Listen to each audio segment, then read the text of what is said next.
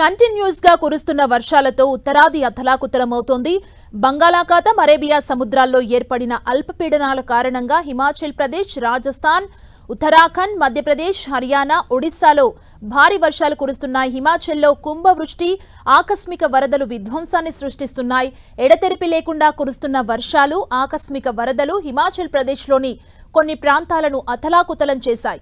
భారీ వర్షాల కారణంగా ఇప్పటి వరకు 51 మంది చనిపోయినట్లు అధికారులు ప్రకటించారు. 20కి పైగా ఇళ్లు ధ్వంసమయ్యాయి. 15 మంది గల్లంతయ్యారు. అటు భారీ వర్షాల కారణంగా హిమాచల్లో 460 రోడ్లను మూసివేశారు అధికారులు. ఇటు రాజస్థాన్లోనూ వర్షాలు దంచుకొడుతున్నాయి.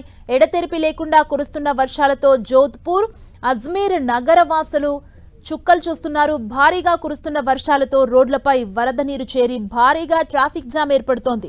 వాహనదారులు తీవ్ర ఇబ్బందులు పడుతున్నారు. రోడ్లన్నీ జలమయమై చెరువులను తలపిస్తున్నాయి. గత 2-3 రోజులుగా కురుస్తున్న వర్షాలతో ప్రజలు తీవ్ర ఇబ్బందులు పడుతున్నారు. ఉత్తరప్రదేశ్లోనూ వర్షాలు కురుస్తున్నాయి. హాపూర్లో భారీగా వర్షం కురిసింది. లోతట్టు ప్రాంతాలు జలమయమయ్యాయి. నీట మునిగిన ప్రాంతాల్లో అధికారులు సహాయక చర్యలు చేపట్టారు.